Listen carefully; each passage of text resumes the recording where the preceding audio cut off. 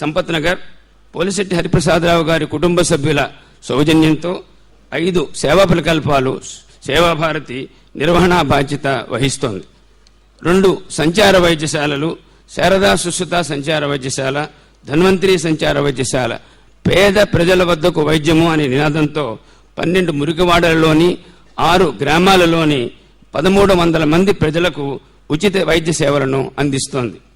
విజ్ఞాన దర్శిని అని ద్వారా ధన్వంతరి వైద్యశాల ద్వారా 2009 నుండి గ్రామీణ ప్రాంతాల మురికివాడలలోని ప్రజలకు పరిసరాల శుభ్రత, రోగ నిరోధక చర్యలు, వ్యక్తిత్వ నిర్మాణము, దేశభక్తి, దైవభక్తి మొదలైనటువంటి అంశాలపై చిత్ర ప్రదర్శనల ద్వారా అవగాహన కల్పిస్తున్నది.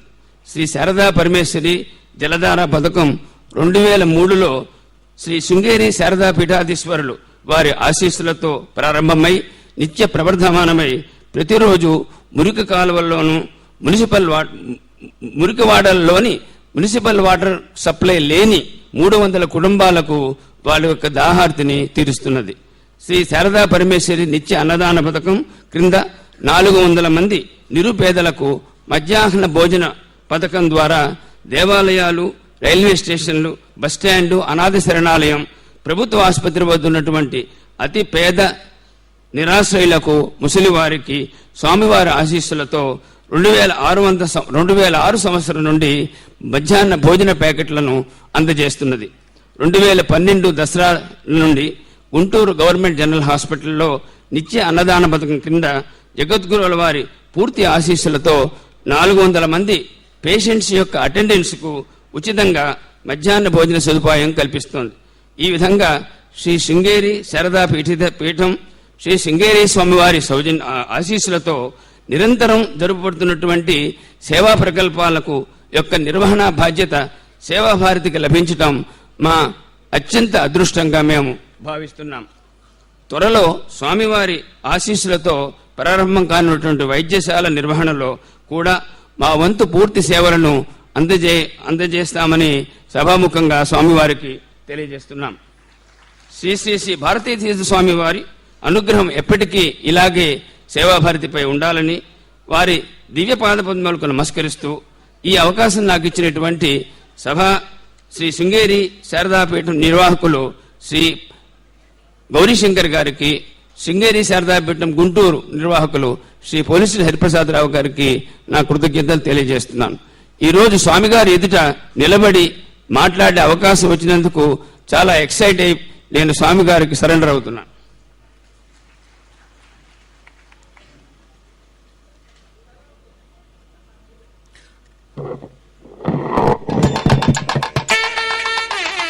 Dr. K. Sanchari, the head of Seva Bharati at Guntur, recalled the various social activities that are being done under the auspices of Sri Sharada Peetham at Guntur. Sri Seva Bharati has taken the responsibility. We distribute food packets to various people who are downtrodden every day. To the place where they stay, we go and give. We give food packets to the caretakers of patients in general hospital. We supply drinking water to various places where there is no municipal drinking water connections. Health is a very major concern where we are doing lot of work. And just this morning, our Jagadguru visited our new hospital site where a 100-bed hospital is coming up, and probably by next year this time it will be made available to all the needy people in and around Guntur. I thank Seva Bharati, especially Dr. K. Sanchari, for all the cooperation that they have been giving. It is their dedicated service that is making us serve the society in such a grand way.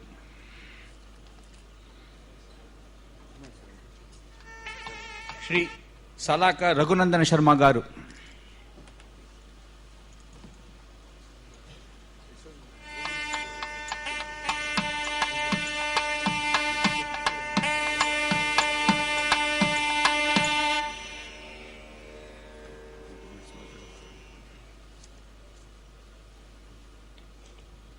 జగద్గురు శ్రీ శంకరాచార్య భారతీ తీర్థస్వామి వారి శ్రీచరణాలకు సాష్టాంగ దండ ప్రణామం చేసి 4 మాటలు మాట్లాడతాను.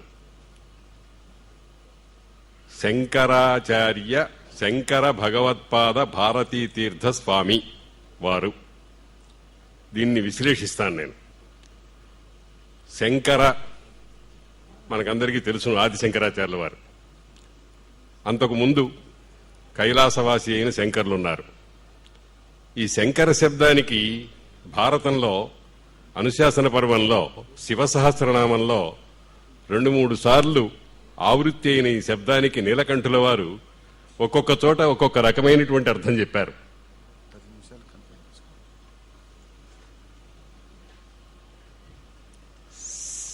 శం కరోతీతి శంకర అనేది బాగా ప్రసిద్ధమైన అర్థమే. మరొక అర్థం చెప్పారు వారు, శంకానాం సమూహ శంక తస్య రాయివ రహ. రహ అంటే అగ్ని, అగ్ని వంటి వారు శంకరులు అని. మానవ జాతికి నిత్యము శంకలే. ముఖ్యంగా పరమార్థ విషయంలో అనేకమైన శంకలు. ఆధ్యాత్మిక మార్గ గమనంలో కొన్ని వందల శంకలు వస్తూ ఉంటాయి. అటువంటి శంకలన్నింటినీ కూడా, శంకల సముదాయాన్ని అగ్నిలాగా కాల్చివేసేవారు శంకరులు. మన స్వామివారు అది. ఇంకపోతే భగవత్పాద అనేటువంటి మాట ఉన్నది. భగవంతుడంటే నిర్వచనాలు చెప్పాయి పురాణాలు. ఐశ్వర్యస్య సమగ్రస్య వీర్యస్య యశసః శ్రియః జ్ఞాన విజ్ఞానయోశ్చాపి షణ్ణాం భగయితీరణ భగః అస్యాస్తి భగవాన్ అని. స్వామివారిలో మనం ఐశ్వర్యాన్ని చూస్తున్నాం. ఐశ్వర్యం అంటే పాలన ధర్మం. పాలన అంటే తండ్రిలాగా తల్లిలాగా పాలించటం.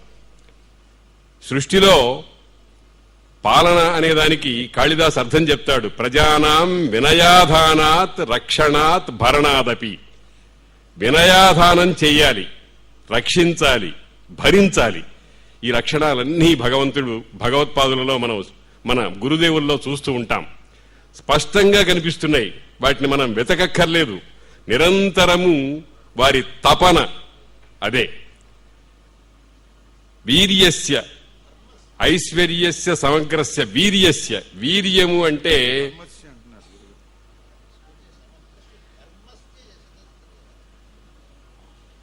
ఐశ్వర్యస్య సమగ్రస్య ధర్మస్య. ధర్మమునకు, ఇంకా ధర్మము అనేటువంటిది మూర్తీభవించినటువంటి ధర్మమే. శ్రీరామచంద్రుణ్ణి రామో విగ్రహవాన్ ధర్మ అన్నాడు మారీచుడు. ఆ విధంగా మనం స్వామివారి యొక్క ప్రతి కదలికలో, ప్రతి సంస్థితిలో మనం ధర్మాన్నే చూస్తాం. వీర్యం, వీర్యం అంటే మహాకార్య నిర్వహణ దక్షత. ఎంత కార్యం చేస్తున్నారు. భారతదేశం కాదు, ప్రపంచంలో ఉండేటువంటి సర్వ మానవ జాతికి కావలసినటువంటి ఆధ్యాత్మిక జ్ఞాన జ్యోతిని అందించడానికి వారు ఎంత శ్రమ పడుతున్నారు, ఎంత కష్టపడుతున్నారు, ఎంత క్లేశాన్నైనా సహిస్తున్నారు అనేటువంటిది మనం గమనిస్తే వారి సమగ్రమైనటువంటి వీర్యశక్తి మనకు తెలుస్తుంది. ఐశ్వర్యస్య సమగ్రస్య ధర్మస్య వీర్యస్య యశసః. యశస్సు, యశస్సు అంటే లోకమంతా వారిని గురించి చెప్పుకోవటం.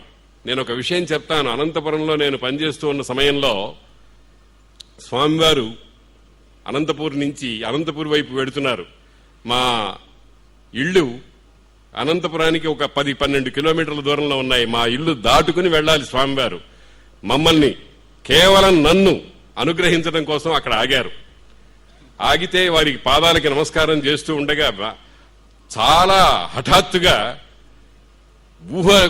ఊహించడానికి వీలు లేకుండా మా వైస్ ఛాన్సలర్ ఎం ఏబెల్ అని అచ్చమైనటువంటి క్రిస్టియన్ ధర్మాన్ని పరిపాలించేటువంటి వ్యక్తి ఏబెల్ గారు పరిగెత్తుకుంటూ వచ్చి కాళ్ల మీద పడి, స్వామివారి కాళ్ల మీద పడి, తరువాత వారు వెళ్లిన తర్వాత పక్కకు నన్ను పిలిచి మందలించాడు. ఏమయ్యా, అటువంటి స్వామివారు వస్తే యూనివర్సిటీ వైస్ ఛాన్సలర్ నాకు చెప్పకుండా అట్నుంచి అటే పంపించేటువంటి ఏర్పాటు చేశావేమిటి అని నన్ను చాలా మందలించాడు ఆయన.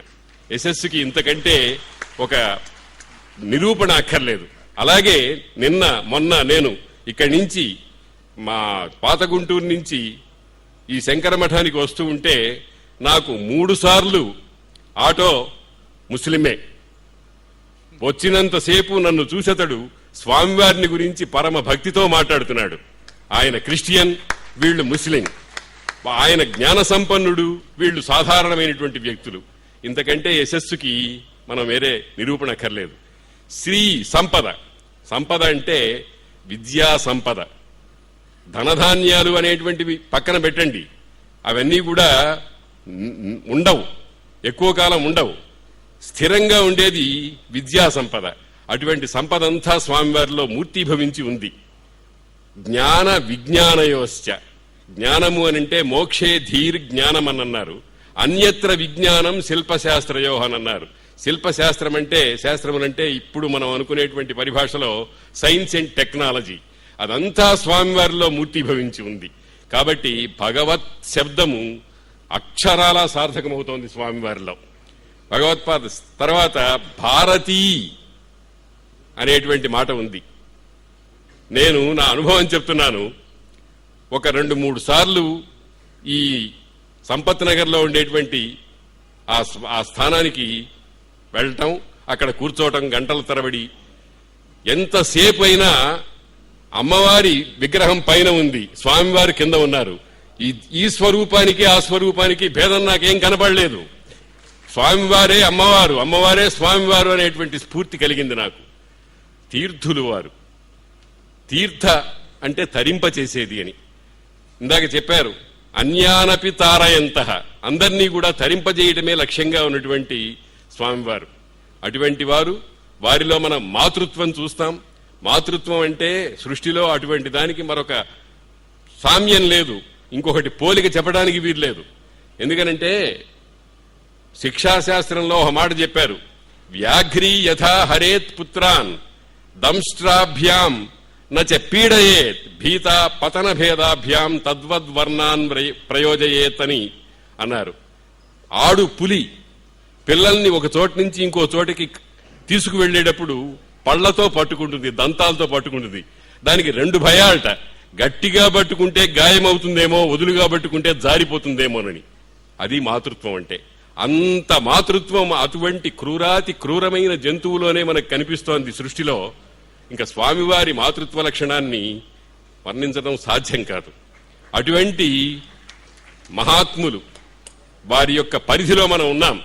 విశ్వనాథ్ సత్యనారాయణ గారు ఒక అద్భుతమైన పద్యం రాశారు. అలఘు జగత్రయీ వృష లతాంతమొకానొక దివ్య లక్షణా కలితుడు మన్నవేళ సమకాలికుడై మనుటే అదృష్టము అయ్యలఘుని తోడ సంగతియునైనడ. వారితో సంగతి, వారు మాట్లాడారు, వారు చూచారు, వారు అనుగ్రహించారు అని అనుకోవడం ఎంత గొప్ప విషయం. అయ్యలఘుని తోడ సంగతియునైనడ ఎంత అదృష్టమో అన్నారు. మనమంతా అటువంటి అదృష్టానికి నోచుకున్నవాళ్ళం. శృంగేరి శంకరమఠం అనంతపురంలో రూపుదిద్దిన తర్వాత కరీంనగర్ నుంచి రఘునాథరావు గారిని ఒక జడ్జి గారు వచ్చారు, మా ఇంటికి వచ్చారు. ఆయనతో పాటు నేను అనంతపురంలో ఎవరు వచ్చినా సరే శంకరమఠానికి తీసుకువెడుతూ ఉంటాం. అమ్మవారిని చూపిస్తూ పక్క నుంచున్నాం. మేము నుంచున్నప్పుడు మా అమ్మవారు సాక్షాత్తు అమ్మవారు కూర్చున్నట్టే ఉంది కదండి అన్నాను నేను చాలా వివేకంగా. ఆ మహానుభావుడు ఒక మాట అన్నాడు, నట్టు లేదండి అన్నాడు. కూర్చున్నట్టు ఉందని అన్నానే, ఆ నట్టు లేదు అని అన్నాడు. ఆ రకంగా స్వామివారు మనకిక్కడ దర్శనమిస్తున్నారు. స్వామివారు అనంతపురంలో ఒక శ్లోకం చెప్పారు, పరమాద్భుతమైన శ్లోకం. నానామ్నాయ పరిశ్రమం కలయతాం నాస్త్యేవ శాస్త్రేషు ధీః సత్యోరప్యనయోర్ద్వయోర్న సులభ సాహిక్షితౌ సాహితి అప్యేతాసు సతీషు నాస్తి వినయః నా ఆచార భక్తి క్షమా చాతుర్యః సచ సాచ సాచ సచ తాశ్చ ఆలంబ్య ఖేలంత్యముమ్మని శంకర భగవత్పాదుల వారిని గురించి చెప్పారు. కానీ నేను అడిగాను స్వామివారిని, స్వామి ఈ శ్లోకం ఎవరిది అని. నవ్వేసి ఊరుకున్నారు. బహుశా స్వామివారిదే. స్వామివారికి చక్కగా అన్వయిస్తుంది ఆ శ్లోకం. నానామ్నాయ పరిశ్రమం కలయతాం, ఆమ్నాయ పరిశ్రమం అంతా ఉంది స్వామివారిలో. శాస్త్ర బుద్ధి ఉంది, సాహిత్యం పుష్కలంగా ఉంది. మేము అదే బ్రతుకుగా బ్రతుకుతున్నటువంటి వాళ్ళందరికంటే విశేషమైనటువంటి సాహిత్య జ్ఞానం ఉంది వారికి. ఇంకా వినయము, ఆచారము, భక్తి, క్షమ, చాతురి మొదలైనటువంటివన్నీ కూడా ఎంత మనం ఇంకెక్కడా చూడలేం అటువంటి స్థితిలో మనకి దర్శనమిస్తూ ఉంటాయి. కాబట్టి సచ ఆమ్నాయ పరిశ్రమ, సాచ శాస్త్ర బుద్ధి, సాచ సాహితి, తాశ్చ సచ వినయము, తాశ్చ ఆచార భక్తి క్షమ చాతురి అనేటువంటివి అవన్నీ కూడా స్వామివారిని ఆలంబించి ఆడుకుంటున్నాయి. అటువంటి స్వామివారి దర్శనం, మీ మాటలు మంత్రంబులు, మీ మెట్టినయడ ప్రయాగ, మీ పాద పవిత్ర అమల తోయముల అలఘుద్యోమార్గ ఝరాంబు పౌనరుత్యములెందు. సెలవు.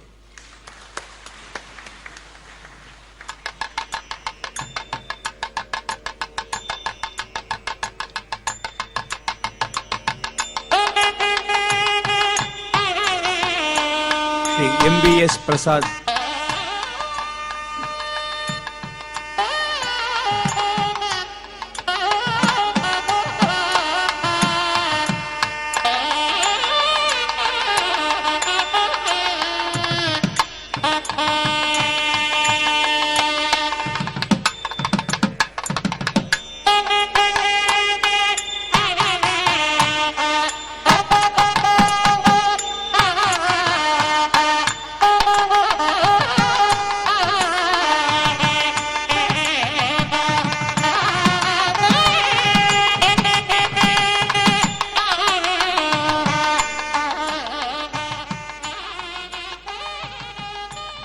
శ్రీ జగద్గురువుల పాదాభివందనం చేస్తూ,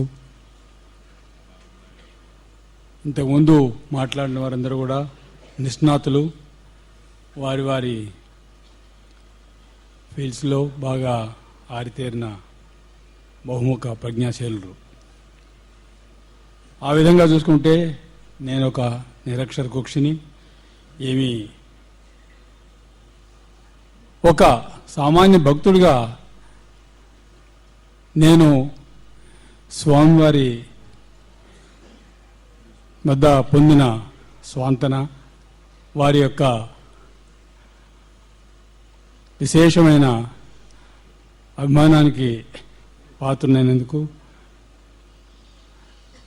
ఎంత వారి గురించి చెప్పాలన్నా కూడా, ఎంత చెప్పినా కూడా సరిపోదు. ఈ శంషాబాద్ గుడి కట్టడానికి వారు మీరు ఈ కార్యక్రమం చేపట్టండి అని చెప్పినప్పుడు నాకు నిజంగా ఆశ్చర్యం వేసింది. ఎందుకంటే నేను ఏవో వృత్తిరీత్యా వివిధ శాఖల్లో పనిచేసినా కూడా ఇటువంటి కార్యక్రమాల్లో పెద్ద అనుభవం ఉన్నవాడిని కాదు. కానీ వారి ఆశీర్వచన బలమో ఏమో గుడిని తొందరగా కట్టించడము, దాన్ని వారి స్వహస్తాలతో కుంభాభిషేకం చేయించడం నాకు మరవలేని ఒక జీవితాంతం మరవలేని ఒక అనుభూతి. చాలామంది మేము చెప్తుంటాం, వారిని కలిసినప్పుడల్లా మేము చెప్పాము, వారందరూ ఆంధ్రదేశానికి రావాలి, వారు విస్తృతంగా టూర్ చేయాలని చెప్పాము. మా ప్రేరణ వల్లే వారు వస్తున్నారని చెప్పి అంత అవివేకం నాకు చాలాసార్లు ఇది ఎంత అవివేకంగా చెప్తున్నామని చెప్పేది తెలిసిపోతున్నది. ఎందుకంటే వారికి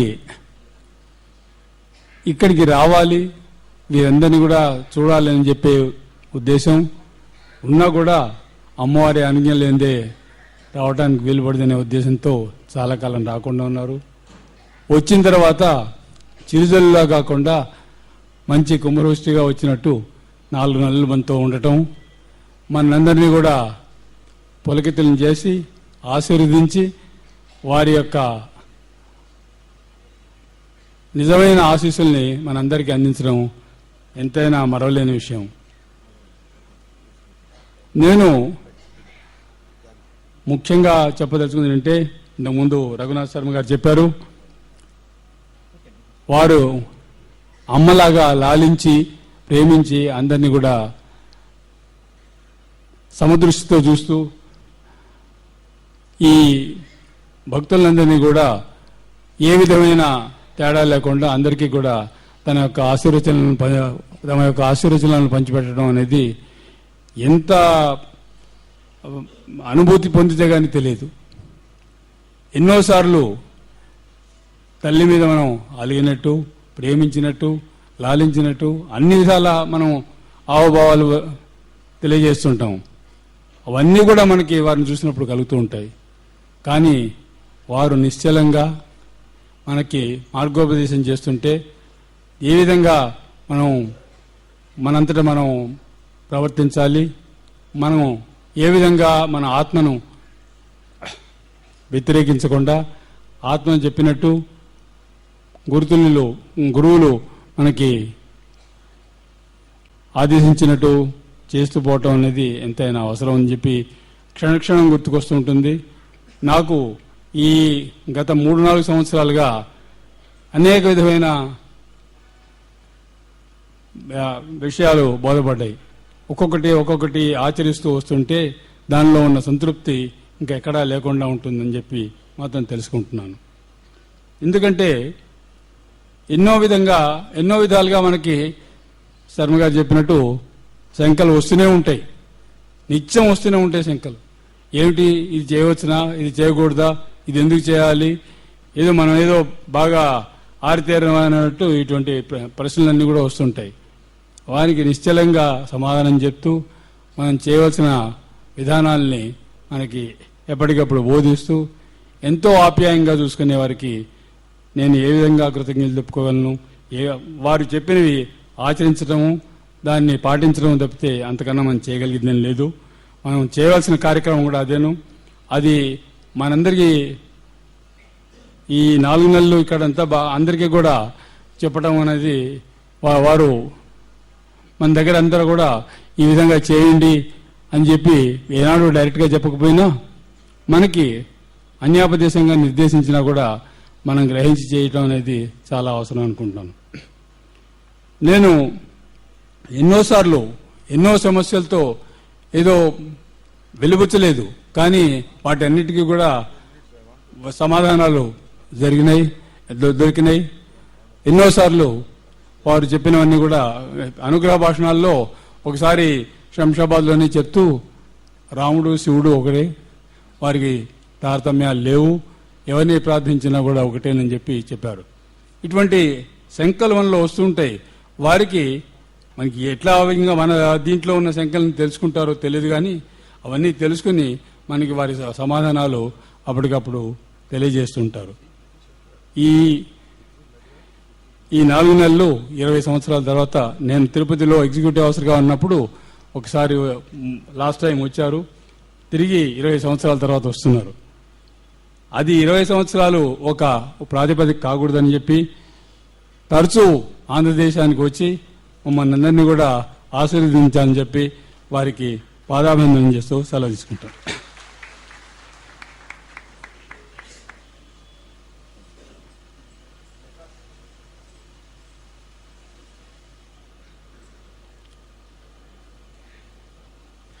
Sannidhanam Chennai ki Vijayam Shayanam was one ardent request of all the devotees from Chennai.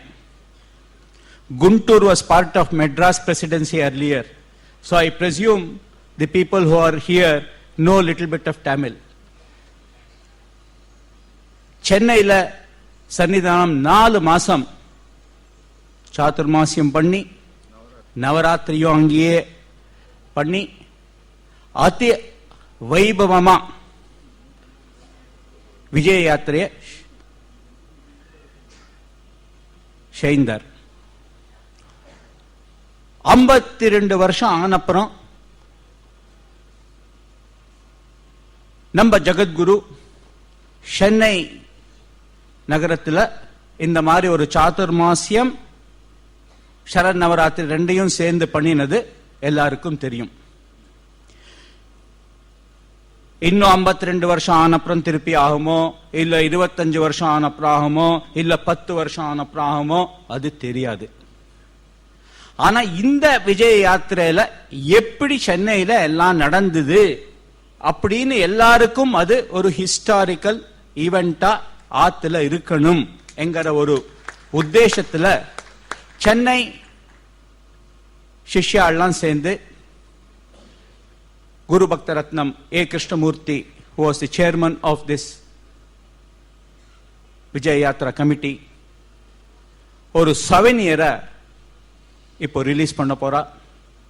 நான் Krishnamurthy and all the people who have come from Chennai அவ ஸ்டேஜ் மேல வந்து சன்னிதானத்துக்கு அந்த souvenir-ஐ சமர்ப்பிக்கணும்னு கேட்கிறேன்.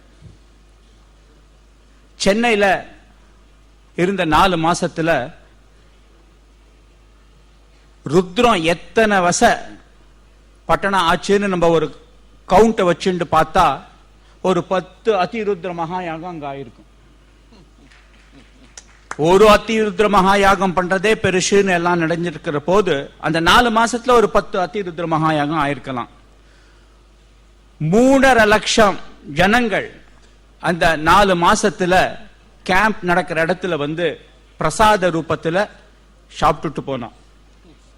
3.5 லட்சம் 3.5 lakh people came and took prasadam in our dining hall attached to the campsite. Innumerable devotees came and participated in all the functions. By any stretch of imagination, for a follower of Sanatana Dharma, this event of Chaturmasyam and Charan Navaratri Utsavam at Chennai was a proud one. To record that event, a commemoration volume is being released. I request Shri A. Krishnamurthy and others from Chennai to come and submit the same.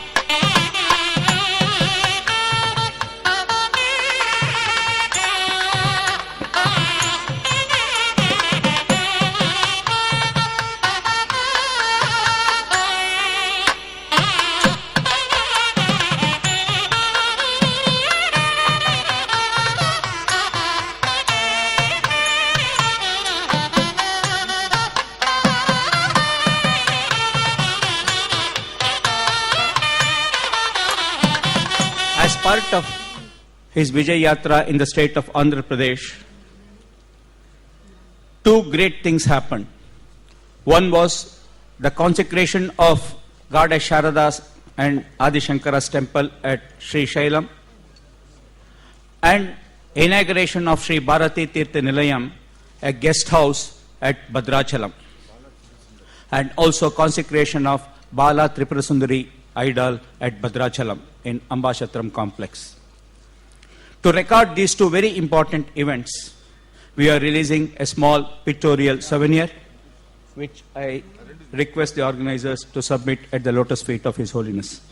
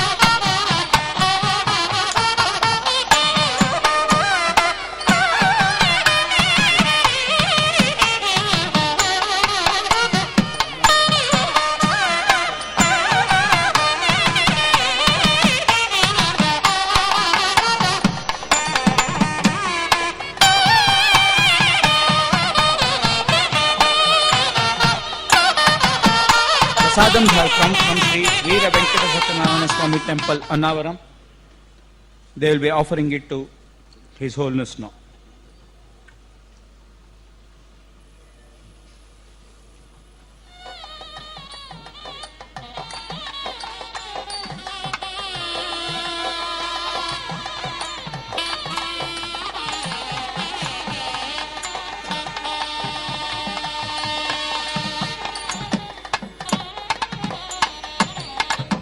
One ardent wish of every Shishya of Sringeri Mutt is that His Holiness should come on a Vijay Yatra, should come to his place, should stay there for as many days as possible, should give Anugrah Bhashanams as many times as possible. They keep on asking. After a gap of 20 years, His Holiness decided that he will have a Vijay Yatra in Andhra Pradesh. After 1992-93, in 2012-2013, we have had this Vijay Yatra. Once, about 10 years back, few very senior leaders had come for a function to Sringeri, when one of the leaders said that the situation in the country is so bad that Holiness should, like Adi Shankara, travel throughout the country so that Dharma can be reinstated. For which Holiness mentioned, as per tradition of Sringeri Mutt, I can't fly, I can only travel by road, and maximum 2 hours in a day I can travel. That means I can hardly cover 80 to 100 kilometers. And if I have to go around the country, I have to be always out of Sringeri, and Sringeri is in my heart and it is my eye. So it's very difficult. Then the question that leader posed was, no, other religious leaders are doing. For which Holiness said, my tradition doesn't permit. For which the then Chief Minister of Karnataka, Sri S.M. Krishna, mentioned, Swamiji, you please don't tour, you be in Sringeri. Maybe he had a selfish interest because Sringeri is in Karnataka. But he mentioned, he said, you be in Sringeri because let there be at least one religious leader in our country, in our midst, who is following the age-old tradition the way it should be followed, and not become like us going around the country, Delhi in morning, afternoon Bombay, evening Bangalore. You please follow the tradition so that for next generation, people will know that still there are saints amidst us who follow the tradition, and tradition has its own value. That is the difficulty of being a Sringeri Peethadipati. And it is also a plus of being a Sringeri Peethadipati. Both are there. He also mentioned, the only sage I have seen, I have come across, who will get an apple, whoever it is. I as Chief Minister, I come, I also get an apple. Gauri Shankar as an ordinary man goes, he also gets an apple. Veerappan as a dacoit comes there, he also gets the apple. The only saint whom I have seen who blesses everyone with an apple or a fruit is this saint. Let him be like that, and let us all get blessed by coming to Sringeri and having his darshan. The point what I want to mention is that all you people, whenever you speak, you say, Holiness should do Vijay Yatra again, Holiness should do Vijay Yatra again. He will do Vijay Yatra. I am sure he has seen how much of yawning the people have in the last 13 months. Wherever he has gone, a remote village or a big city, whether it be Chennai or a small place like Alvar Kuruchi, the reception has been the same, the gathering has been the same, the response has been the same. So that I am sure will have impressed Jagadguru to make any other decision in future about his Vijay Yatra. But now, we as devotees seek his blessings, seek his Anugrah Bhashanam again and again, and promise him. Because once he told me, you want me to do a Vijay Yatra. If I do a Vijay Yatra, what is it that I do? I speak about Dharma. All the speakers have mentioned. He speaks only about Dharma, Dharma, Dharma. I speak for 30 minutes, 45 minutes about Dharma, and afterwards, somebody from the audience comes and says, Swamiji, you spoke very well. He will give me a certificate. For that certificate, should I come and speak? If at least one among the audience understands what I am talking and is ready to follow the Dharma, what I am preaching, I am ready to do the Vijay Yatra. These were his words. And during this Vijay Yatra, I can vouch that there are enough young devotees, youngsters, who have been impressed so much by the Anugraha Sandesha of Jagat Guru. They have decided to leave many of their routine habits and become good citizens and good followers of Dharma. That is the Padakanikai that we can offer at the lotus feet of His Holiness. That is what he wanted. He didn't want any of these fruits or any other things that are being offered. He said, if 10 people can come forward and follow the Dharma I am preaching, I am happy. I am sure, if not 10, at least there are a couple of people who are following the Dharma. And we again beseech on behalf of all the devotees that Holiness should start on a Vijay Yatra, if not in 2013-14, at least in 2015, so that this real Dharma and preaching of our Dharma in the way it should be done by a saint who is following Dharma himself. There are any number of people who talk about Dharma, but if you go and see, they will be performing adharma every minute. But here we don't have a sage who is doing that. He is practicing whatever he is preaching. If he says you do dhyana for 15 minutes, in front of you he is sitting every day for 2.5 hours, and during him, he himself is doing puja to show you how it should be done. If Holiness can visit places more often, maybe the problems that we are all engulfed in, facing day in and day out the same problems, and having little hope that someone above us, whom we see as God, can help us have little peace in our life, may bloom on us. That is a prayer that we all make. I sincerely submit at the lotus feet of His Holiness these prayers and seek his permission, and also on behalf of all the devotees request for his Anugraha Sandesha.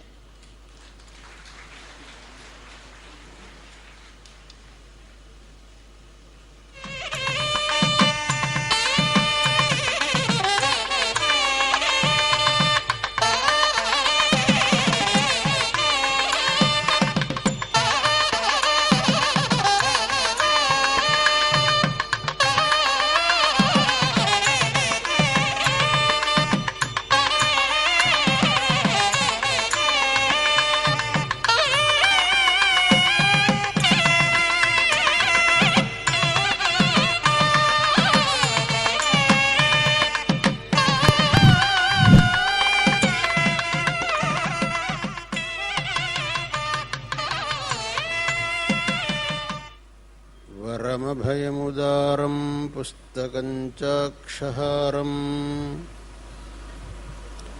మణివలయమనోజ్ఞైః పాణిపద్మైర్దధానా సితవసనలలామా కుందముక్తాభిరామా వసతు శశినిభాస్యా వాచి వాగ్దేవతానః శృతిస్మృతిపురాణానాం ఆలయం కరుణాలయం నమామి భగవత్పాదశంకరం లోకశంకరం.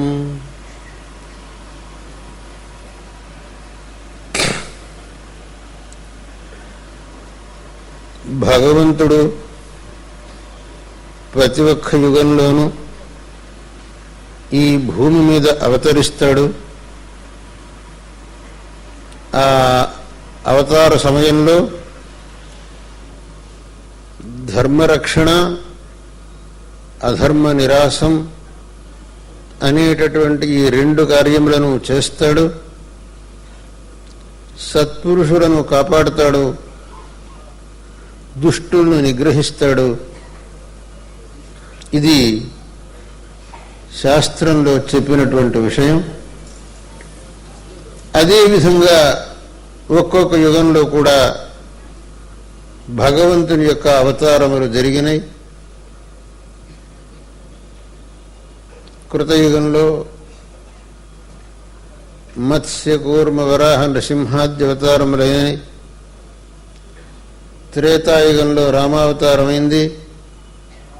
కలియుగంలో కృష్ణావతారం, ద్వాపర యుగంలో కృష్ణావతారం అయింది. భగవంతుడు అన్ని అవతారములలోనూ ఆ దుష్ట శిక్షణ శిష్ట రక్షణ అనే కార్యములను చేశాడు. కానీ కృష్ణావతారంలో మాత్రం ఒక ప్రత్యేకమైనటువంటి ఒక అద్భుతమైన కార్యం ఏం చేశాడు అని అంటే, ఆ దుర్జన సంహారం సజ్జన సంరక్షణం అనే రెండు మాత్రమే కాకుండా భగవద్గీత అనేటటువంటి అమృతాన్ని లోకానికి ప్రసాదించాడు. ఈ కార్యం కృష్ణావతారంలో మాత్రమే జరిగింది. అందుకే ఈ జగద్గురు అనేటటువంటి శబ్దాన్ని మొట్టమొదటిగా ఆ కృష్ణ పరమాత్మకు వాడారు. వసుదేవసుతం దేవం కంసచాణూరమర్దనం దేవకీ పరమానందం కృష్ణం వందే జగద్గురుం అని చెప్పేసి.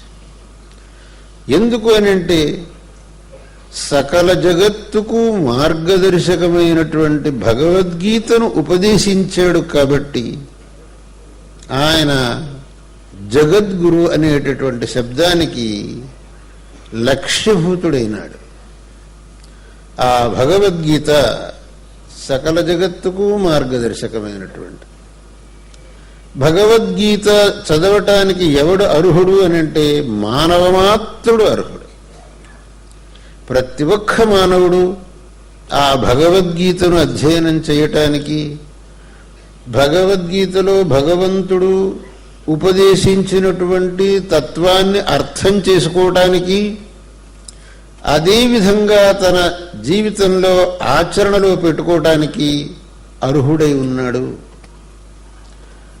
అటువంటి మహోన్నతమైన భగవద్గీతను భగవంతుడు కృష్ణావతారంలో ఉపదేశించి లోకానికి పరమానుగ్రహం చేశాడు. కాబట్టి ఆ భగవద్గీతకు ఒక ప్రత్యేకత ఉన్నది. ఆ గీత యొక్క వైశిష్ట్యాన్ని ప్రాచీనులు చెప్పారు.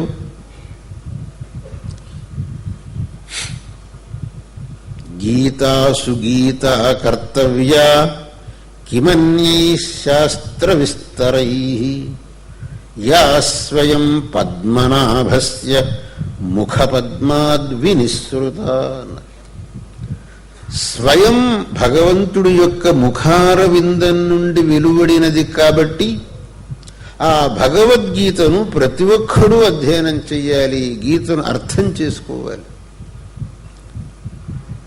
ఆ గీతను సరిగ్గా అర్థం చేసుకోవాలి. ఆ గీతను చదివేటప్పుడు, ఆ గీతలో ఉన్నటువంటి విషయాన్ని తెలుసుకునేటప్పుడు ఆ భగవంతుడి యందు అపారమైనటువంటి శ్రద్ధ భక్తులు కలిగి ఉండాలి.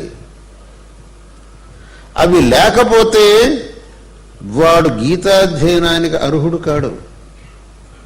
భగవంతుడు గీత అంతా ఉపదేశించి చివరికి ఒక మాట అన్నాడు, ఇదంతే నా తపస్కాయ నా భక్తాయ కదాచన నచాశుశ్రూషవే వాచ్యం నచ మాం యోభ్యసూయతి. ఎవడైతే భగవంతుడి విషయంలో భక్తి శ్రద్ధలు కలిగి ఉండడో, భగవంతుణ్ణి కేవలం ఆ దుర్యోధనాదులు మోస్తరుగా సామాన్య మానవుడుగా చూస్తాడో వాడు గీతాధ్యయనానికి అనర్హుడు. ఎందుకంటే భగవంతుణ్ణి సామాన్య మానవుడుగా చూసేటటువంటి వాడికి భగవద్గీతలో భగవంతుడు చెప్పిన కొన్ని మాటలు ఇష్టపడవు వాడికి. మయ్యేవ మన ఆధత్స్వ మయి బుద్ధిం నివేశయ నివసిష్యసి మయ్యేవ అత ఊర్ధ్వన్న సంశయ. ఈ మాటను చూస్తే వాడికి భగవంతుడి యందు శ్రద్ధాభక్తులు లేనటువంటి వాడికి ఏమిటండి భగవంతుడు ఊరికే స్వప్రశంస తనను తాను ప్రశంస ఆత్మస్థుతి చేసుకున్నాడేమిటి? ఈ ఆత్మస్థుతి అనేది పనికిరాదని ఒక చెంపని చెబుతారు, ఒక చెంపని ఆత్మస్థుతి చేసుకున్నాడు. మయ్యేవనాథత్స, నాలోనే మనసు పెట్టుకో, నీ బుద్ధిని నాలోనే పెట్టు. ఏమిటిదంతా ఆత్మస్థుతి? ఎవడికి ఇలా కనిపిస్తుంది? ఎవడైతే ఆ కృష్ణ పరమాత్మను సాధారణ మానవుడుగా అనుకుంటున్నాడో వాడికి అనిపిస్తుంది. అటువంటి వాడికి గీతాధ్యయనానికి అర్హతే లేదు. ఎవడైతే కృష్ణ పరమాత్మ కృష్ణస్తు భగవాన్ స్వయం అనేటటువంటి మాటను త్రికరణ శుద్ధిగా నమ్ముతాడో వాడు ఆ భగవద్గీతను అధ్యయనం చేస్తే ఆ గీతలో భగవంతుడు చెప్పినటువంటి తత్వాన్ని వాడు చక్కగా తెలుసుకోగలుగుతాడు, ఆచరింపగలుగుతాడు.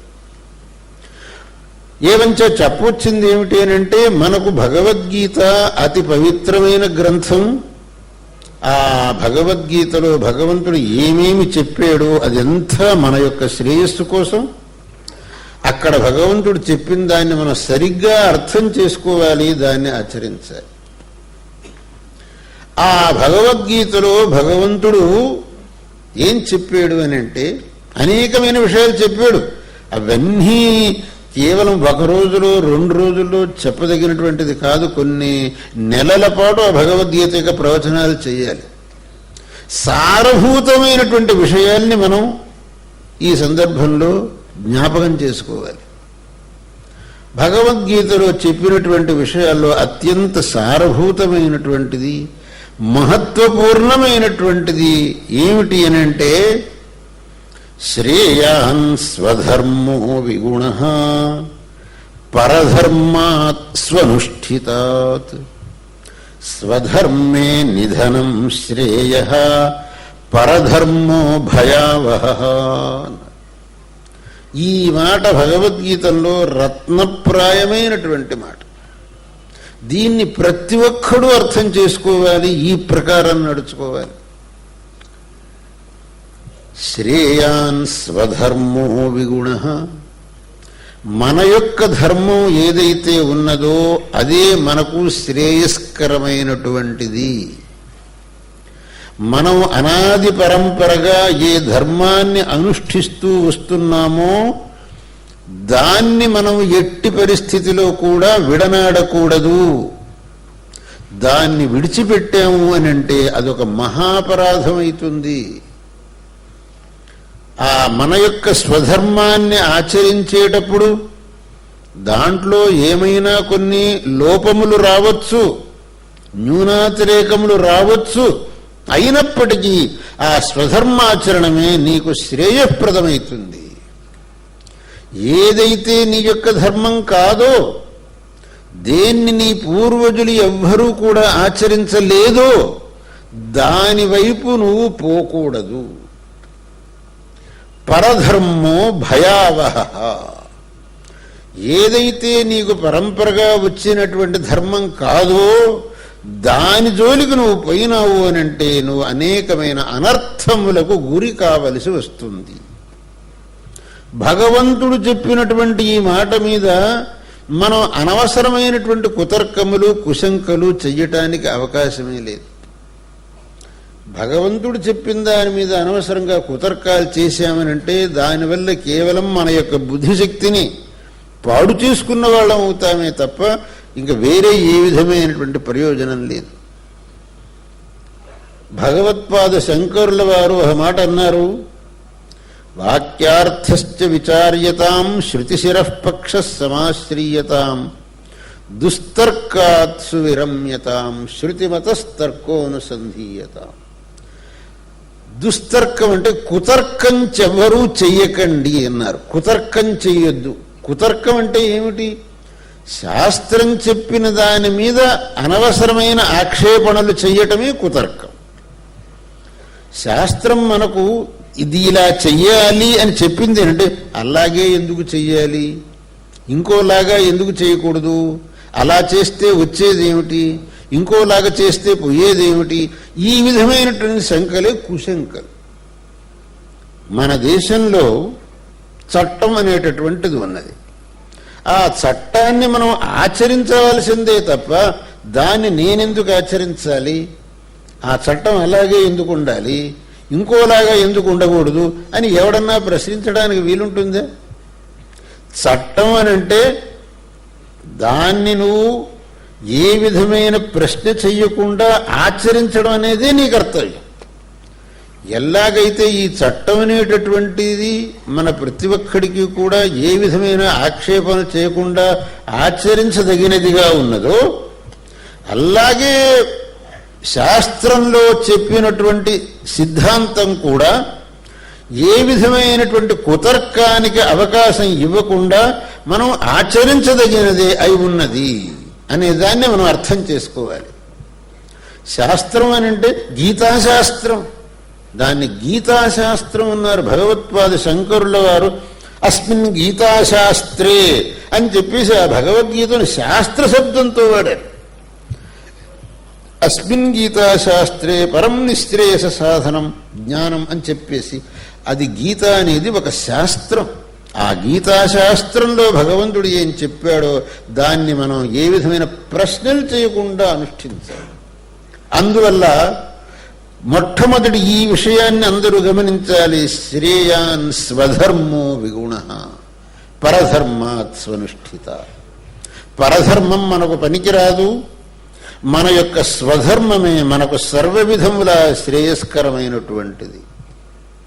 ఎందుకు అనంటే మన పూర్వజులు ఏదైతే ధర్మాన్ని ఆచరించారో అది కదా మనకు ప్రమాణం. వాళ్ళు దీన్ని ఆచరించి శ్రేయస్సును పొందారు. మనలో ప్రతి ఒక్కడు అంటాడు, మా తాతగారండి ఆ త్రికాల శివపూజ చేసేవారండి, మా ముత్తాతగారండి పెద్ద శివాలయం కట్టించారండి అని మనం అందరం కూడా మన తాత ముత్తాతలను గురించి చాలా గొప్పగా చెప్పుకుంటాం. వాళ్ళు ఈ ధర్మాన్ని ఎంత శ్రద్ధతో ఆచరించారు అనే చెప్పుకుంటాం.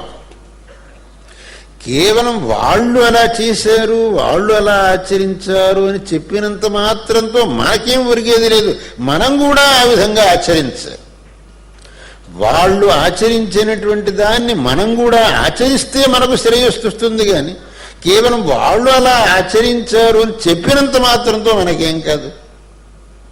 ఒకటి చెప్పారు, సుతావయం సోమసుతాంచ పౌత్రాహ విద్యావతాంచేతి విహాయ గర్వం ద్విజాః సమభ్యస్యత వేద విద్యాం గజోపి కిం స్యాన్న శకృద్గజస్య. మా తాతగారు జిల్లా చేశారు, ముత్తాతగారు ఇలా చేశారు, వారి వంశంలో పుట్టామంత మాత్రంతో ఏం ఉపయోగం లేదు. ఏనుగు కడుపులో నుంచి వచ్చింది అన్నీ ఏనుగులైతేటండి. ఈరోజు రోడ్డు మీద పోతూ పోతూ ఇంతంత పెద్ద లద్ది వేస్తుంది, అది కూడా ఏనుగేనా? దాని కడుపులో నుంచి వచ్చిందంతా ఏనుగు కాదు. అలాగే కేవలం అటువంటి పెద్దవాళ్ళ వంశంలో పుట్టామనంత మాత్రంతో మనం పెద్దవాళ్ళం కాలేము. వాళ్ళలాగా మనం కూడా ఆచరణ చెయ్యాలి. ఆ ఆచరణ చేసినప్పుడే నువ్వు పెద్ద మనిషి అవుతావు, నీ యొక్క జన్మ ధన్యమవుతుంది. కానీ ఆచరణ లేనప్పుడు ఏమీ ధన్యం కాదు. కాబట్టి ఆచరణకు ప్రాధాన్యం ఉన్నది. అందుకే శ్రేయాన్ స్వధర్మో విగుణః అన్నారు. అక్కడ అనేక మందికి ప్రశ్న ఏమొస్తుంది అని అంటే, అయ్యా మా పూర్వులు ఆచరించినట్టుగా మేము ఆచరించలేకపోతున్నామే, వాళ్లకు దొరికినంత సమయం మాకు దొరకటం లేదు. ఇప్పటి ఈ 21వ శతాబ్దంలో జీవిక కోసం పరిగెత్తాల్సినటువంటి ఈ సమయంలో వాళ్లలాగా మాకు ఆచరించడానికి అవకాశం ఎలా ఉంది, కాబట్టి వాళ్లలాగా మమ్మల్ని ఆచరించమంటే అది ఎలా సాధ్యం అని అనేక మంది అడుగుతారు. దానికి కూడా భగవంతుడు గీతలోనే జవాబు చెప్పాడు. స్వల్పమప్యస్య ధర్మస్య త్రాయతే మహతో భయాత్. వాళ్లలాగా ఆచరించడానికి నీకు అవకాశం లేకపోయినా నీకు ఎంత అవకాశం ఉన్నదో అంతలోనే ఆచరించవయ్యా బాబు. నువ్వు నీకు ఎంత మటుకు అవకాశం దొరుకుతుందో అంత మటుకు ధర్మం ఆచరించినా చాలు. ఆ పూర్తిగా ఆచరించాలి అనే నియమం లేదు. ఒక విద్యార్థి పరీక్షకు వెళ్ళాడు. పరీక్ష ఇవ్వడంతో వాడికి ప్రశ్నపత్రిక ఇచ్చారు. అది చూసుకున్నాడు. వాడు ఆ చూడటంతో వాడు తెలిసింది ఇన్ని ప్రశ్నలకు నేను జవాబు చేయడానికి నా చేత కాదు అని వాడికి ముందనే తెలిసిపోయింది. ఆ తెలియడంతో వాడు ఏం చేస్తాడు? ఇన్ని ప్రశ్నలకు జవాబులు రాయడానికి నాకు చేత కాదు కాబట్టి వాడు బ్లాంక్ పేపర్ ఇచ్చొస్తాడా? లేదు తనకు ఎన్ని చేతనైతే అన్ని ప్రశ్నలకు జవాబులు రాసినా నేను పాస్ అవుతాను అనే దృష్టితో తనకు తెలిసినన్ని ప్రశ్నలకు జవాబులు రాస్తాడా? వాడు అన్నిటికీ జవాబులు రాయడానికి తనకు కాదనే తీర్మానమే. అంత మాత్రంతో వాడు బ్లాంక్ పేపర్ ఇచ్చిరాడే. 40 మార్కులు వచ్చినా నేను పాస్ అవుతాను కాబట్టి 40 మార్కులకు కావలసినంత రాసినా చాలు అనే దృష్టితో వాడు 40 మార్కుల కన్నా ఆన్సర్ ఇచ్చి రాసి వస్తాడా లేదా? దానివల్ల వాడు పాస్ అవుతాడా లేదా? అదేవిధంగా ధర్మం విషయంలో కూడా వెనకటి వాళ్లలాగా సర్వాత్మన ఆచరించడానికి నీకు అవకాశం లేకపోయినప్పటికీ నీకు ఎంత చేతనవుతుందో, ఎంత అవకాశం ఉందో అంత నువ్వు ఆచరించినట్టయితే నువ్వు శ్రేయస్సును పొందగలుగుతావని స్వయంగా భగవంతుడే చెప్పాడు కదా. స్వల్పమప్యస్య ధర్మస్య త్రాయతే మహతో భయాతని. దాంట్లో నీకు సందేహం ఎందుకు? కానీ ధర్మ మార్గాన్ని విడనాడతాను అనేటువంటి మాట మాత్రం తప్పు. నేను ధర్మ మార్గం నుంచి యువతలకు వస్తాను, పరధర్మంలోకి వెళతాను అనే మాట మాత్రం తప్పు. ఆ మాట అనొద్దు. నీ యొక్క స్వధర్మాన్ని నీ చేతనైనంత అనుష్ఠించు. దానివల్లనే నువ్వు శ్రేయస్సును పొందగలుగుతావు. కొంతమందికి ఇంకో ప్రశ్న ఏమిటి అనంటే, మన పూర్వులు ఆచరించారంటే వాళ్ళు ఏదో తెలివి తక్కువగా చేశారు, మనం ఆ తెలివి తక్కువను ఎందుకు పడాలి అని కొంతమందికి ఒక అభిప్రాయం. మన పూర్వజులను తెలివి తక్కువ వాళ్ళు అని అనగలిగినంత తెలియగల వాళ్ళం మనం అయినామా? వాళ్ళు తెలివి తక్కువ వాళ్ళు అనగలిగినంత తెలివి మనకు వచ్చిందే? వాళ్ళ బుద్ధి ఎంత తీక్షణంగా ఉండేది, మన బుద్ధి ఎలా ఉంది? వాళ్ళ యొక్క స్మరణ శక్తి ఎక్కడ, మన స్మరణ శక్తి ఎక్కడ? వాళ్ళ ప్రజ్ఞ ఎక్కడ, మన ప్రజ్ఞ ఎక్కడ? దాంట్లో ఏమాత్రం కూడా లేనటువంటి మనం వాళ్ళు తెలివి తక్కువతనంగా ఆ పని చేశారు అని అంటున్నామనంటే మనకంటే తెలివి తక్కువవాడు ఇంకెవడూ ఉండడు. భర్తృహరి ఒక చోట అన్నాడు. భర్తృహరి చాలా తమాషగా ఒక చోట మాట అన్నాడు. మనబూటుగాళ్లను మనసులో పెట్టుకొని అన్నాడు. ఏమన్నాడు అనంటే, నాకు ఏమీ తెలియని సమయంలో నాకంతా తెలుసు అని నేను అనుకున్నాను. ఇప్పుడు కొద్ది కొద్దిగా పెద్దల వల్ల తెలుసుకుంటున్నాను. ఇప్పుడు నాకు అర్థమైంది ఆ కాలంలో నాకు ఏమీ రాదు అని. ఏమీ తెలియని కాలంలో నేను సర్వజ్ఞుడే అనుకున్నాను. అప్పుడు అసలు నాకేమీ రాదు. ఇప్పుడు పెద్దల వల్ల కాస్త కాస్త తెలుసుకుంటున్నాను. ఇప్పుడు నాకు అర్థమైంది అప్పుడు నాకేమీ రాదు అని. మన పరిస్థితి అంతే. మనకు మన పూర్వులకు ఉన్నటువంటి జ్ఞానంలో ఏ అంశం కూడా లేదు. కానీ మనం అంటున్నాం వాళ్ళు తెలివి తక్కువతనంగా ఆ మార్గాన్ని అనుసరించారు అని. ఆ చాలా తప్పు. వాళ్ళు చాలా విమర్శించి దాన్ని అత్యంతమైనటువంటి బుద్ధిశక్తితో తీర్మానం చేసుకొని ఈ మార్గమే మనకు శరణ్యం, ఈ మార్గమే మనకు అనుసరణీయం అనే తీర్మానానికి వచ్చి ఆ మార్గాన్ని అనుసరించారు. అది మనకు కావాలి. వాళ్లను మనం అనుసరించాలి. దాన్ని కూడా శాస్త్రం చెప్పింది. ఏనాస్య పితరో యాతాః ఏన యాతాః పితామహాః తేన యాయాత్ సతాం వర్త్మా తేన గచ్చన్న దుష్యతి. నీ తండ్రి తాతలు ఏదైతే ధర్మ మార్గంలో నడిచారో ఆ ధర్మ మార్గంలో నడిచావనంటే నీకు ఎన్నటికీ చ్యుతి ఉండదు. తేన గచ్చన్ నదుష్యతి, నీకు ఎన్నటికీ చ్యుతిరాదు. ఆ మార్గాన్ని వదిలిపెట్టావంటే మాత్రం నువ్వు చాలా అనర్థములకు గురి అవుతావు. మన శాస్త్రం చెబుతున్నది, నువ్వు ధర్మం ఆచరించావునంటే నీకు ఇహంలోనూ పరంలోనూ మంచిదైతుంది.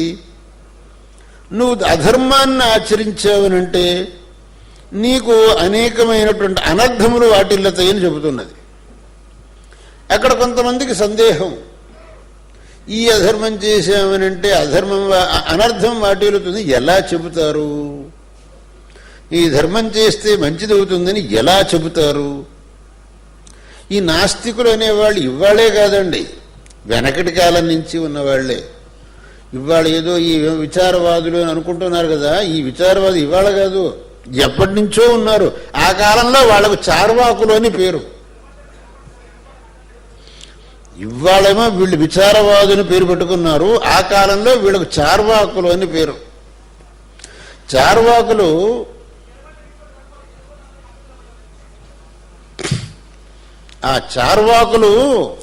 వాళ్ళు ఒక ప్రశ్న వేశారు వీళ్ళు వేసినట్టుగానే. తండ్రి స్వర్గానికి వెళ్ళాడు, ఆ తండ్రికి ఏమో ఇక్కడ శ్రాద్ధం చెయ్యాలని అంటున్నారు. ఇక్కడ శ్రాద్ధం చేస్తే స్వర్గంలో ఉన్న తండ్రి తృప్తి పొందుతాడు అని అంటున్నారు. అది అలాగే అనేటట్టయితే మేడ మీద కూర్చున్న వాడికి కిందకు ఎవడన్నా భోజనం చేస్తే వాడికి తృప్తి కలుగుతుందా అని అడిగారు వాళ్ళు. కింద కూర్చున్నవాడు ఒకడు భోజనం చేస్తే మేడ మీద కూర్చున్న వాడికి తృప్తి అవుతుందా? కాదే. అటువంటిప్పుడు స్వర్గంలో ఉన్న తండ్రికి ఇక్కడ మీరు శ్రాద్ధం పెడితే, బ్రాహ్మడికి భోజనం పెడితే ఎట్టా తృప్తి అవుతుంది అని ఆ రోజునే వాళ్ళు అడిగారు చార్వాకులు. అయితే ఈ విషయంలో ఇది మన కంటికి అవుపడనటువంటి విషయం. స్వర్గంలో ఉన్న తండ్రికి ఇక్కడ మీరు శ్రాద్ధం చేస్తే తృప్తి అవుతుంది అనేది మన కంటికి అవుపడనటువంటి విషయం. మేడ మీద కూర్చున్నవాడు, కింద కూర్చున్నవాడు, ఈ రెండు కంటికి అవుపడే విషయం. దానికి దీన్ని ఉపమానంగా తీసుకోరాకూడదు. అతీంద్రియేర్థే శాస్త్రం ప్రమాణం అని అన్నారు. మన కంటికి కనపడినటువంటి విషయంలో శాస్త్రమే ప్రమాణం కానీ అక్కడ ఈ కుతర్కం పనికిరాదు. ఈ కుతర్కం మీరు చేసేటట్టయితే మేము కూడా ఒక కుతర్కం చేస్తాం. ఏం చేస్తాం అని, అప్పటి కాలంలో మనీ ఆర్డర్లు ఉండేవి కదా. ఇక్కడి నుంచి మీరు మనీ ఆర్డర్ మీ పోస్ట్ ఆఫీసులో వెళ్ళి పోస్ట్ ఆఫీసులో 50 రూపాయలు కడితే ఎక్కడో పల్లెటూరులో ఉండేవాడికి 50 రూపాయలు దొరుకుతుంది అన్నది ఎట్టా దొరుకుతుంది? అట్టా వాడికి దొరికేటైతే నేను బజార్లో పోయేవాడికి నేను 50 రూపాయలు ఇస్తాను, అప్పుడు వాడికి దొరుకుతుందా? ఆ ప్రశ్న మేము వేస్తాం. బజార్లో పోయేవాడి చేతి నేను 50 రూపాయలు ఇస్తే ఎక్కడో మరి బెజవాడలో ఉండే మా బంధువుకి ఆ 50 రూపాయలు దొరుకుతుందా? దానికి మీ జవాబు ఏమిటి? నీ బజార్లో పోయేవాడికి ఇస్తే దొరకదు, పోస్ట్ ఆఫీసులో ఇస్తే దొరుకుతుంది అని కదా మీ జవాబు. అలాగే శాస్త్రం చెప్పిన ప్రకారం శ్రాద్ధం చేస్తే మాత్రమే వాడికి తృప్తి అవుతుంది కానీ ఊరికి కింద ఊరికే కూర్చొని తిన్నవాడికి మేడ మీద తృప్తి కాదు. ఏ విధంగానైతే మీ లౌకికంగా కూడా ఒక వ్యవస్థ అనేది ఉన్నదో, బజార్న పోయేవాడి చేతికి 50 రూపాయలు ఇస్తే ఎలాగైతే పరస్థలంలో ఉండే మీ వాడికి ఆ 50 రూపాయలు అందదో, ఆ విధంగా కింద కూర్చొని అన్నం తింటే మేడ మీద ఉన్నవాడు తృప్తి కలగదు. కానీ పోస్ట్ ఆఫీసులో 50 రూపాయలు కడితే పరస్థలంలో ఉండేవాడు ఎలాగైతే 50 రూపాయలు అందుతుందో, అదేవిధంగా శాస్త్రం చెప్పిన రీతిగా నువ్వు శ్రాద్ధం చేసావుంటే స్వర్గంలో ఉండేవాడికి తృప్తి అవుతుంది. ఏమిటి రెంటికి తేడా? కానీ ఆ శాస్త్రంలో నమ్మకం అనేది ఉండాలి, విశ్వాసం ఉండాలి. కాబట్టి మేమేదో పెద్దగా విచారవాదనం, మేము చాలా విమర్శ చేస్తాము, మీకు విమర్శనాశక్తి లేదు, మాకు విమర్శనాశక్తి ఉంది అనుకోని ఎవడైతే శాస్త్ర విరుద్ధమైనటువంటి మాటలు ఆడతాడో వాడు నిజంగా మూర్ఖుడు, వాడికి ఏ విధమైనటువంటి శక్తి లేదనే మేము చెప్పాలి. ఈ విధంగా ప్రతి ఒక్కదానికి జవాబులు ఉన్నాయి. శాస్త్రంలో చెప్పింది ఎన్నటికీ అబద్ధం కాదు. శాస్త్రం మన యొక్క మంచి కోసమని చెప్పింది. మహర్షులు, ధర్మశాస్త్ర ప్రవక్తలు మన శ్రేయస్సు కోసం ఆ గ్రంథాలు రాశారు. కానీ దానివల్ల వాళ్ళకేమిటి స్వార్థం? మనం ధర్మం ఆచరిస్తే వాళ్ళకెంత, ఆచరించకపోతే వాళ్ళకెంత, దానివల్ల వాళ్ళకు వచ్చేది లేదు, పోయేది లేదు. కానీ దీనివల్ల మనం శ్రేయస్సును పొందాలి, మనం ఉత్తమమైనటువంటి స్థితిని చెందాలి అనటం కోసం వాళ్ళు ఈ విధి నిషేధములను రాశారు. దాన్ని ఉల్లంఘించామనంటే మనం అనర్థానికి భాగులమవుతాం, కానీ దానివల్ల వాళ్లకు పోయేదేం లేదు. కాబట్టి శాస్త్రాన్ని ఎన్నడూ మనం ఆక్షేపించకూడదు. ఆక్షేపించినందువలన వచ్చే ప్రయోజనం లేదు. అనేక మందికి భగవంతుడు ఉన్నాడా అండి? భగవంతుడు ఉన్నాడని ఎలా చెబుతారండి? మా కళ్ళకు కనపడటం లేదు కదండి. కళ్ళకు కనపడిన ఆ భగవంతుడు ఊరికే ఉన్నాడని చెప్పడంలో అర్థం ఏమిటండి అని. కళ్ళకు కనపడందా అని నేను నమ్మను అని మీరు అనేటట్టయితే అనేకమైన ప్రశ్నలు మీకు వస్తాయి. మీ తాతగారిని మీరు చూసారా? చూడలేదు. నేను పుట్టడానికి ముందు ఆయన పోయినాడండి. మరి మీ తాతగారు ఉండేవాడు, నువ్వు నమ్ముతావా? నువ్వు చూడలేదు కదా. కాబట్టి నీవు తాతగారే లేడు అని నేను అంటాను, నువ్వేమంటావు? నీ కోపం వస్తే ఏమండి మా తాతగారు లేడంటారా మీరు? అది నీ కోపం రాదు?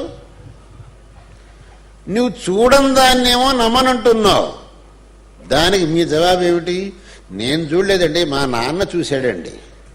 అదే కదా. ఇక్కడ కూడాను మేం చూడలేదండి, వ్యాసాదులు చూశారండి భగవంతుడు. భగవత్పాదుల వారు భాష్యంలో రాస్తారు, వేదవ్యాసాదయ దేవాదిభి ప్రత్యక్షం వ్యవజహ్రు. వేదవ్యాసాదులు మహర్షులు దేవతలతో ప్రత్యక్షంగా వ్యవహరించారు అని భగవత్పాదుల వారు స్వయంగా భాష్యంలో రాశారు. ఎలాగైతే మీరు చూడకపోయినా మీ నాన్నగారు చూశాడని మీరు నమ్ముతున్నారో, అలాగే నేను చూడకపోయినా మా పూర్వులు వ్యాసాదులు చూశారు కాబట్టి భగవంతుడి అస్తిత్వంలో నాకు ఏ విధమైనటువంటి అవిశ్వాసం లేదు. కాబట్టి ప్రతి ఒక్క దాంట్లో కూడా దుస్తర్కం మనకు పనికిరాదు. ఈ దుస్తర్కం వల్ల సాధించేది ఏం లేదు. మీ దుస్తర్కాలకు అన్నిటికీ జవాబులు ఉన్నాయి, అది మటుకు వాళ్ళు తెలుసుకోవాలి. ఈ అనేక మంది మేము ఓడించేసాం వీళ్ళను, మా ప్రశ్నకు వీళ్ళని జవాబు చెప్పలేకపోయినారు అని వాళ్ళు అనుకుంటారు. వాళ్ళ ప్రతి ఒక్క ప్రశ్నకు జవాబు ఉన్నది. కానీ వచ్చిన చిక్కేమిటి అని అంటే, మనం సరి అయినటువంటి జవాబు చెప్పినా దాన్ని తీసుకోవడానికి వాడు తయారు లేడు. ఎందుకంటే వాడి అహంకారం మధ్యలో వస్తున్నది, అడ్డం వస్తున్నది. వీరు చెప్పింది తీసుకున్నామనంటే నేను ఎక్కడ ఓడిపోతానేమోనని వాడి భయం. ఓడిపోవటం కాదు, గెలవటం కాదు, ఈ సత్యం ఏమిటే తీర్మానం చేయడానికి కూర్చున్నాను రా బాబు. సత్యం అనేది ఇదే అన్నప్పుడు దాన్ని తీసుకోవడానికి నీకు అభ్యంతరం ఏమిటి? ఇదే యథార్థం అన్న తర్వాత, దాన్ని అనేకమైన యుక్తులతో నిరూపించిన తర్వాత దాన్ని తీసుకోవడానికి నీకు అభ్యంతరం ఎందుకు? అనవసరం. దాన్ని నువ్వు తీసుకోవాల్సి, నువ్వు ఏం చెయ్యాలి? ఇంతవరకు నాకు ఈ విషయం తెలియలేదండి, ఇవాళ తెలిసింది కాబట్టి నేను ఈ రకంగా ఉంటాను. ఒప్పుకోవటంలో నీ పెద్ద మనిషితనం ఉన్నది.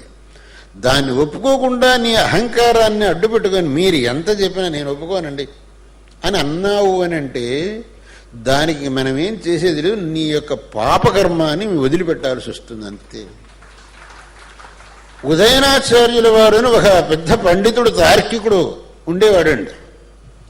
ఆయన ఒక గ్రంథం రాశాడు. ఆ గ్రంథంలో ఈశ్వరుడి యొక్క అస్తిత్వాన్ని స్థాపించడమే ఆయన ఉద్దేశ్యం. మా గ్రంథం మొత్తం ఈశ్వరుడు ఉన్నాడు, ఈశ్వరుడి యొక్క అస్తిత్వాన్ని ఒప్పుకొని తీరాల్సిందే. అస్తిత్వం అంటే మీకు తెలిసిందో లేదో ఎగ్జిస్టెన్స్, ఇవాటి భాషలో చెప్పాలి అని అంటే ఆ ఈశ్వరుడి యొక్క అస్తిత్వాన్ని ఒప్పుకొని తీరాలి అని చివరికి ఆయన ఒక మాట రాశాడండి. ఇత్యేవం శృతినీతి సంప్లవజలైర్భూయోభిరాక్షాళితే ఏషాన్నో పదమాదధాసి హృదయే తే శైలసారాశయా కింటు ప్రస్తుత విప్రతీపమతయోపి ఉచ్చైర్భవచ్చింతకాః కాలే కారుణిక త్వయైవ కృపయా తే రక్షణీయా నరాః అన్నాడు. ఆ ఉదయనాచార్యుల వారు అత్యంత మనోహరమైనటువంటి మాట చెప్పాడు. ఆయన ఏం చెప్పాడు అని అంటే, భగవంత నీ యొక్క అస్తిత్వాన్ని సమర్థించడానికి ఇంత పెద్ద గ్రంథం రాశాను, ఎన్నో యుక్తులు చూపించాను, ఎన్నో ప్రమాణాలు చూపించాను. ఇంత చెప్పినా కొంతమంది రాతిగుండె కలిగినటువంటి వాళ్ళు నీ యొక్క అస్తిత్వాన్ని ఒప్పుకోరు అని నాకు తెలుసు. ఇంత చెప్పితే శైలసారాశయ, వాళ్ళు నీ యొక్క అస్తిత్వాన్ని ఒప్పుకోరు, కానీ నాకు వాళ్ళ మీద కూడా జాలి వేస్తున్నది స్వామి. ఎందుకని అని అంటే, ఈశ్వరుడు ఉన్నాడు ఈశ్వరుడు ఉన్నాడు అని నేను చెబుతుంటే నాకంటే పెద్దగా వాళ్ళు అరుస్తున్నారు ఈశ్వరుడు లేడు ఈశ్వరుడు లేడు అని. కానీ ఈశ్వరుడు అనే 4 అక్షరాలు వాళ్ళ నోటి నుంచి వస్తూనే ఉన్నాయి. అందుకన్నా వాళ్ళను నువ్వు కాపాడవయ్యా బాబు. ఈశ్వరుడు ఉన్నాడు నేనంటున్నాను, ఈశ్వరుడు లేడు నాకంటే పెద్దగా అరుస్తున్నారు వాళ్ళు. కానీ ఈశ్వరుడు 4 అక్షరాలు మాత్రం వాళ్ళ నుంచి వస్తున్నాయి కదా. ఎందుకంటే భగవంతుడి యొక్క నామాన్ని మనం తెలిసియో తెలియకయో ఉచ్చరించాము అనంటే అది మనకు అత్యంతమైన శ్రేయస్సు ఇస్తుంది అని భాగవతం చెబుతున్నది. భాగవతంలో అజామిడు ఉపాఖ్యానం అని ఉపాఖ్యానం ఉన్నది. అజామిడు అనేటటువంటి వాడు ఒకరు రాక్షసుడు. వాడు లోకంలో చెయ్యని పాపాలు లేవు, సమస్త పాపాలని ఆచరించాడు. కానీ వాడు ఏం చేశాడు అంటే, వాడు తెలుసో తెలియకో వాడి కొడుకు నారాయణ అని పేరు పెట్టాడు. ఎలా పెట్టాడో మరి తెలియదు. వాడి చివరికి ప్రాణం పోయేటప్పుడు తన కొడుకుని పిలుస్తూ ప్రాణం పోయింది వాడికి. ఎవరే నారాయణ అన్నాడు, వాడు ప్రాణం విడిచాడు. దేవుణ్ణి తెలుసుకునేది వాడు కొడుకుని పిలిచాడంతే. కొడుకును నారాయణ అని పిలుస్తూ ప్రాణం వదిలిపెట్టాడు. వాడికి భగవంతుడి సాయుధ్యం లభించిందిట. తెలియకపోయినా కూడా కేవలం నారాయణ అనే 4 అక్షరాలు ఉచ్చరించి ప్రాణం వదిలిన వాడికే భగవంతుడి సాయుధ్యం లభిస్తే, ఇక తెలిసి మనం భగవంతుడి నామం ఉచ్చారణ చేసే వాడికి మనకి ఎంత సద్గతి కలుగుతుంది అనేది మీరు ఆలోచించాలి. కాబట్టి ఈ నాస్తికుడు అనేవాడు కూడా తెలిసినా తెలియకపోయినా ఈశ్వరుడు అనే 4 అక్షరాలు ఉచ్చరిస్తున్నాడు. కాబట్టి వాడికి కూడా నువ్వే అనుగ్రహం చేయాలి అని ఆ ఉదయనాచార్యులు ప్రార్థించారు. అందువల్ల మనం భగవంతుడి యొక్క అస్తిత్వంలో ఏ విధమైనటువంటి కుశంకలు చెయ్యకూడదు.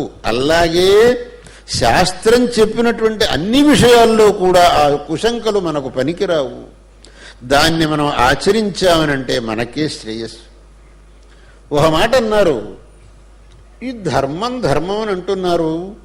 ధర్మాన్ని ఎవరు చూడలేదు కదా, ఆ చూడని ధర్మాన్ని ఒప్పుకొని ఎందుకు మమ్మల్ని నిర్బంధిస్తారు అని.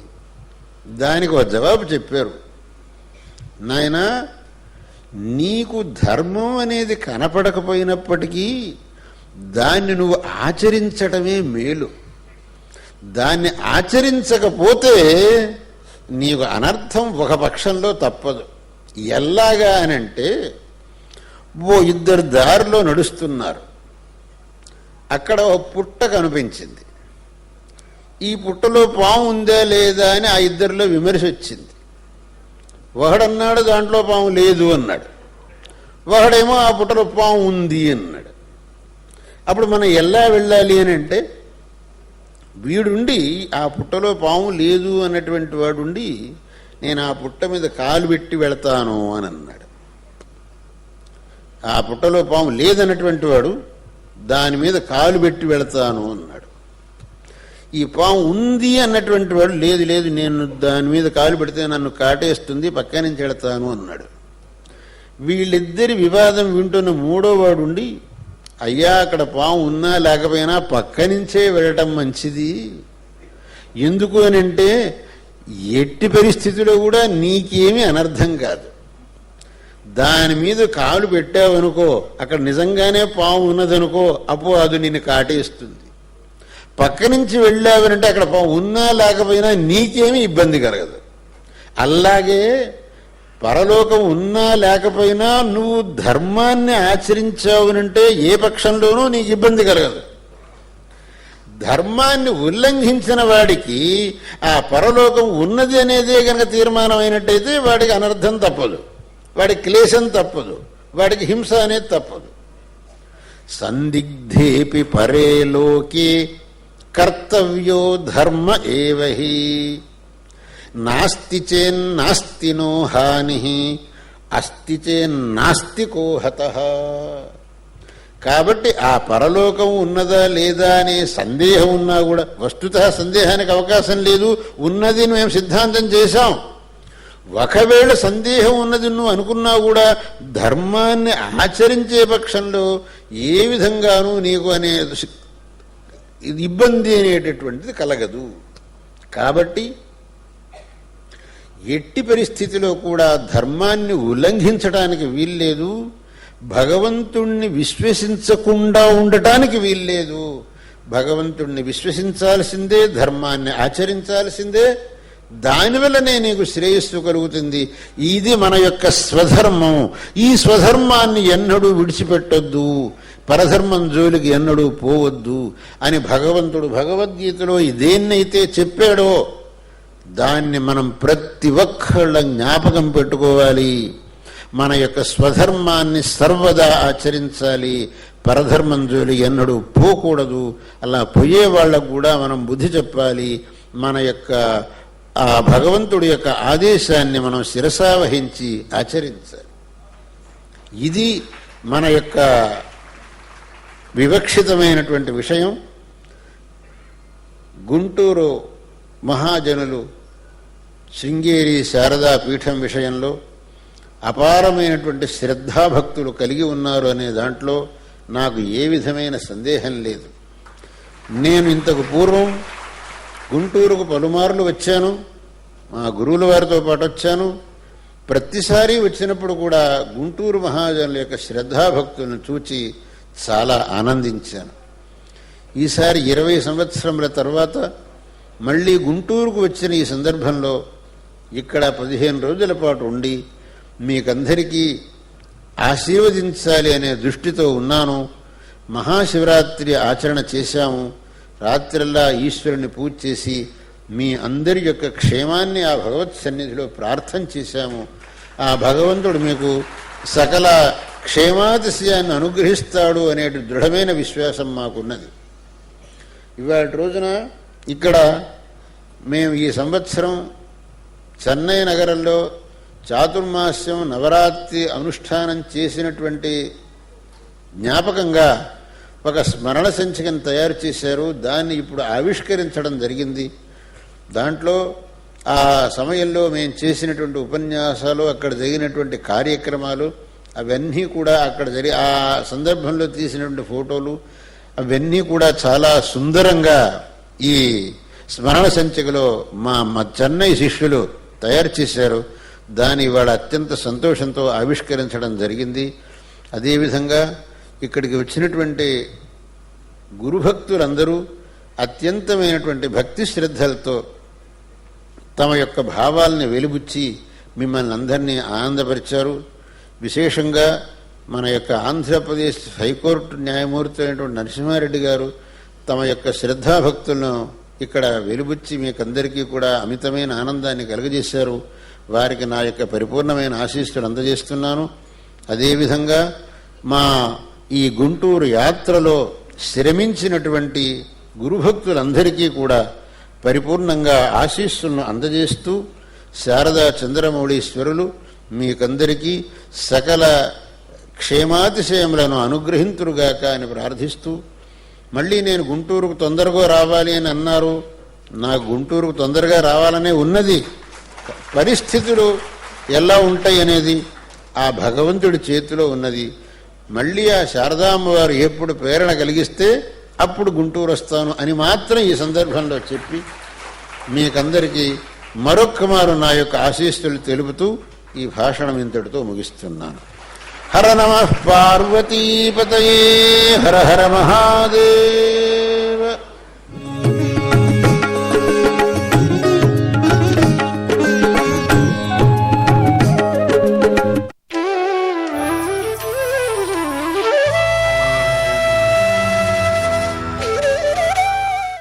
Ramani Realtors Private Limited presents Coconut Grove at Singa